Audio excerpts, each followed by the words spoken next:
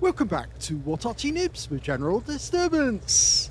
This is the SU-76i. It's a Tier 3 Soviet premium tank destroyer. It's located on the southwest spawn of Arctic region, otherwise known as the Mannerheim Line, and it's under the command of piroshetes. And this is a very rare tank destroyer indeed in the game. Okay, game on. Well, it's rare because Wargaming withdrew it from sale some time ago. It's based on the captured Stugs and the Panzer IIIs that they managed to get hold of, and they manufactured them in March of 1943, and there was urgent demand for them from the Soviets because they needed just any old tank they could get their hands on. And this was quite a good tank actually, because it had very thick armour at the front and a very powerful gun, the 76mm, capable of 110 Alpha, penetrating 86mm of armour, and well, it's actually quite a good little tank destroyer. Quite fast as well, 50 kilometers an hour. Now the Soviets actually, according to some books, they produced 611 of these based on the Panzer III or the Stug, and they put them into urgent operation because they needed as many vehicles as they get their hands on. You can see it's actually quite nice. That was a high roll. No, sorry, low roll actually, 103. So it's actually quite a decent little tank destroyer. Very thick armour at the front, which actually makes it very difficult for the enemy to take him down. It's got 60mm on the front, and you'll see that in the armour profile later on. Now the 76mm gun is actually a Soviet gun.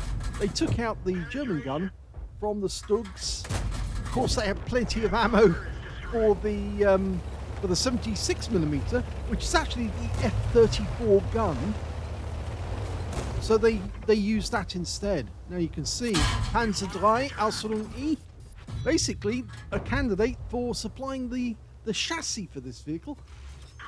Now he only got us in the tracks there, but there you got a nice little pin. That's a high roll.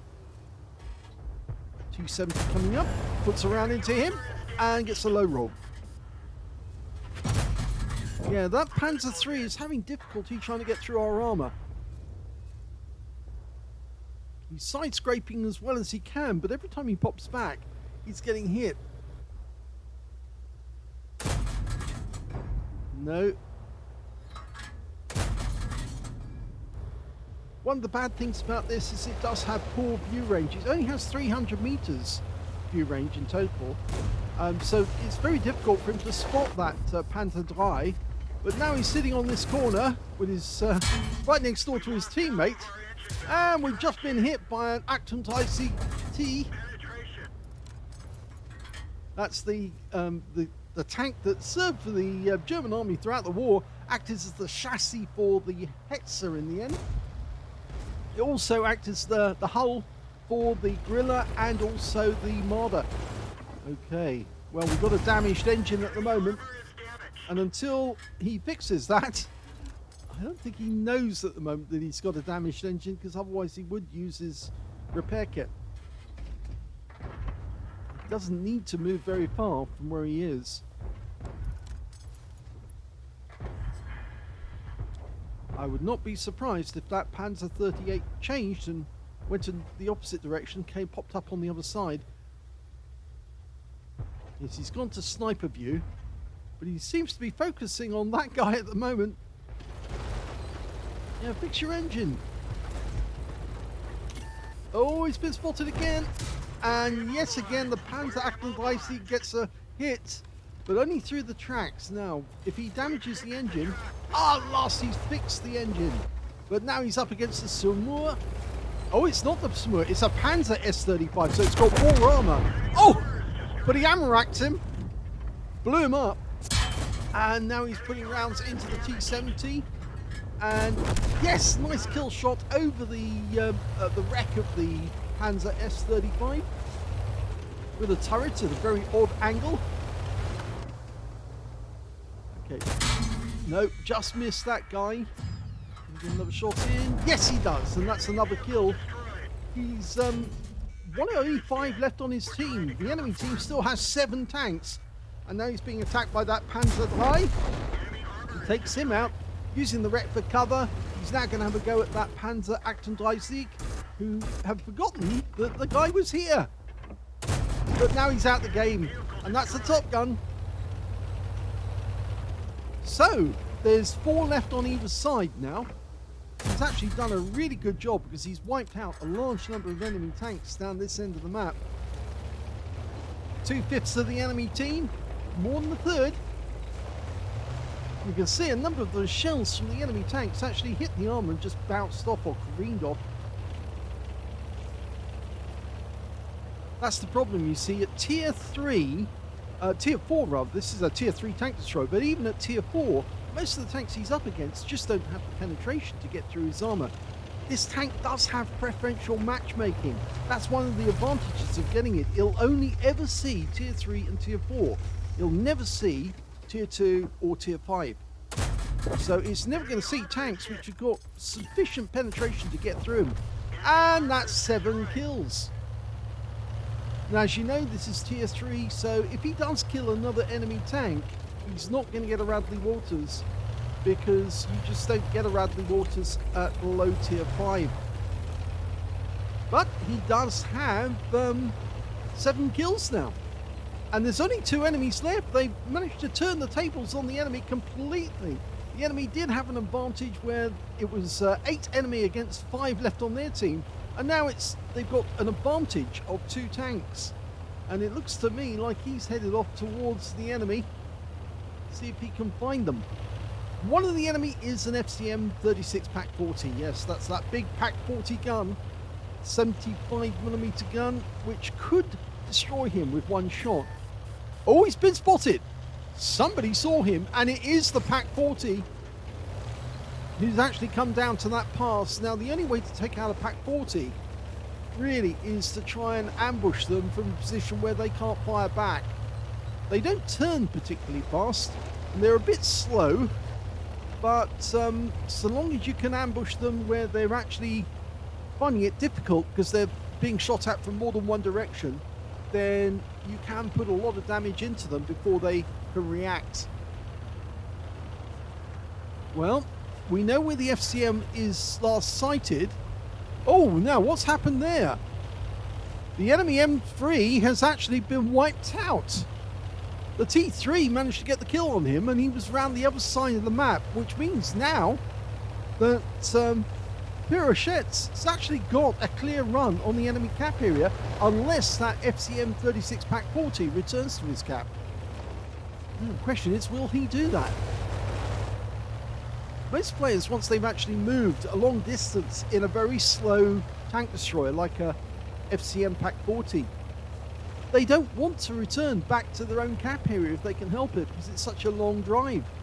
It's a very, very slow tank destroyer, but it looks to me like piroshetes is going to try and attack the FCM, or the Pack 40 I should say, from the rear. And that might not be a good move.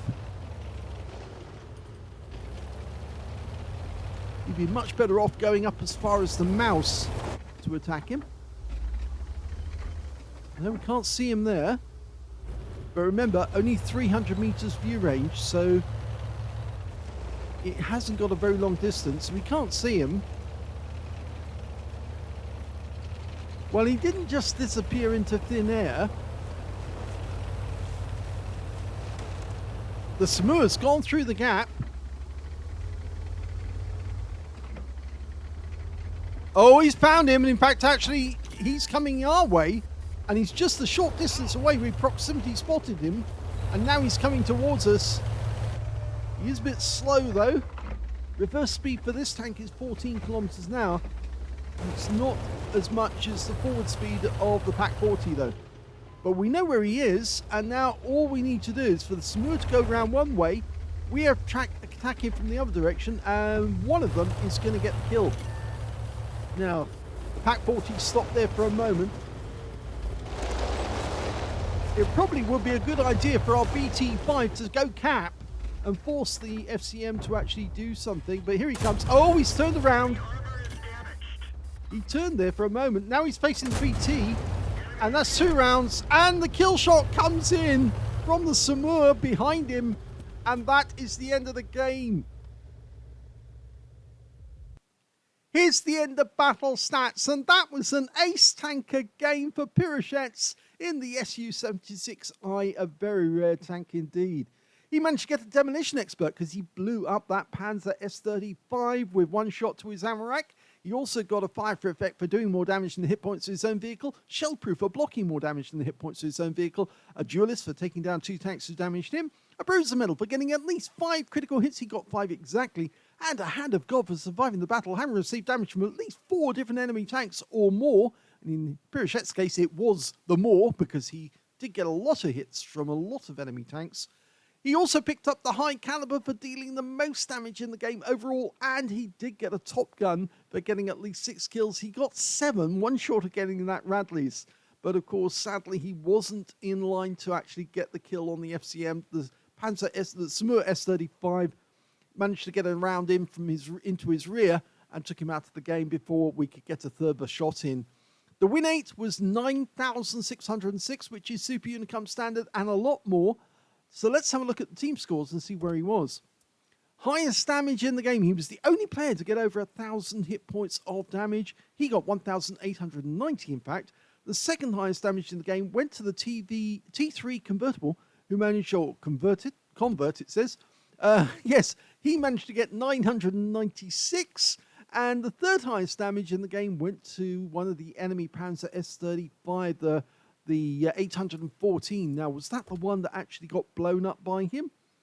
It doesn't look as if it was. There was at least one. No, there's Brutus.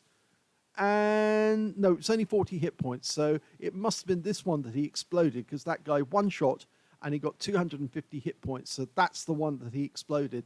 So sadly, the one who got the highest damage wasn't the one he exploded. It was that one. And they were both in platoon. Oh dear. So he got wiped out with a Amarak explosion. Anyway, if we go to to the number of kills rather, we can see that piroshetes got that with 7 kills. 4 kills went to the T3 convert, and 3 kills went to the one that he exploded, the Amarak S-35. And when it came to base XP, yes, he's the only one who managed to get over 1,000 base. 1,408 went to piroshetes. 980 went to the T3 converts, and the next highest after that was the Amarak S-35, who got 536. He fired 28 rounds, got 20 direct hits on the enemy, 19 penetrations, damage of 1,890 hit points, all of it at close range, received 13 hits from the enemy. 5 of them penetrated, but 8 didn't penetrate, and 364 hit points of damage was blocked by armor. He spotted 1 enemy vehicle, damaged 8 of the enemy, killed 7, and he earned 32,920 credits for the battle, and 3,379 experience points as well. Being it's a premium vehicle and very rare, you do actually get more XP and credits because it's premium. Let's have a quick look at the armor profile for this little beast, because it is a beastie. You can see that the armor around the actual front of the vehicle is quite strong, and of course it has to be, because if anybody auto-aims on, it's going to go straight for the center there. That's the driver's port, and you can see here, this is where the transmission of the vehicle actually is, or it should be located at the front of the vehicle. And you can see the front plate actually is 50 millimeters, but angling comes up to 57. The upper plate is 50, coming up to 66. And of course, it's very unlikely you're going to get that strip, but if you did, it's only 25 millimeters there, but it's very well angled to give 48, nearly 50 millimeters of armor. But this bit here is the strongest bit, where it's 60 millimeters, and a lot of players will aim for this spot, or this spot up here where it's 45 millimeters, but comes out at about 60 overall. And you can see that they were having trouble trying to penetrate the armor on this vehicle, and they did get some shots in, but not a lot of them. And if you look at the side armor, you can see it actually drops to 30 millimeters here on the side, up here 25 millimeters, so it's still fairly thin, and you can easily penetrate that because it's slab-sided. At the back here, you can see it's only 25 millimeters. On the roof of the vehicle, it's only 10 millimeters, 15 over the engine deck. So Arty should have a lot of fun planting rounds directly on top of this and getting a penetrating shot. but you're very unlikely to see one of these in a battle, and if you do, then try and get rid of it as quickly as you can, because as you saw, with that 76mm gun, he's capable of doing a lot of damage fairly quickly on the enemy, because most tanks at tier 3 and tier 4 don't have 76mm guns, or even 85mm guns. There is an SU-85 at tier 5, and that's basically the same sort of thing, a Panzer that's been converted into a tank destroyer for the Russians, and that's also a premium. They actually were very effective because, of course, they had Soviet reliability for the actual hull, but of course they had a decent gun as well to actually do damage. And of course, originally, a lot of these tanks and a lot of the Panzerjais and the Stugs, well, the Stugs were carrying the short-barreled 75mm, which wasn't very good. It wasn't good at anti-tank, but a lot of the Panzer IIIs were actually carrying not the top gun, not the 5cm gun that you'd normally expect for a Panzer III, but they were actually carrying, again, lesser guns, not capable of acting as tank destroyers. So putting a 76mm gun on a Panzer hull, as with the Stugs later on, made it much more effective. Anyway, let's have a quick look at the live model. You can see, basically, from a 76mm gun, it would easily pen any of this, but if you're actually firing something a lot less effective, then of course you wouldn't get the penetration at all, and then obviously it would be very difficult for you to get through the armor, as we saw in the battle. Let's have a quick look at the modules. Okay, now we can see that transmission up front. There it is. There's the driver. We've got the radio sitting directly underneath the tank commander, who's on the left-hand side, the gunner on the right-hand side with the loader directly behind him. The ammo rack is right in the center of the vehicle, so actually in the hull. And of course, remember, having a casement instead of a turret actually gives you more room for the crew to move about inside and to shovel those shells into the breach. The engine is on the left-hand side. We're looking at it there with the fuel tank on the right. And that's about it. That's where all the modules are. So if you want to take one of these out, ideally you want to hit it from the side where the armor's weakest. If you are going to hit it from the front, you'll probably need APCR to get through the armor, because you might have a lot of difficulty trying to get through. Other than that, yes, try and get round behind it or alongside it to actually finish it off, because these little things are very dangerous. I hope you enjoyed that replay. If you did, please give the video a like. Do subscribe to our channel. Leave a little comment down below because it feeds the algorithm. And thank you for watching.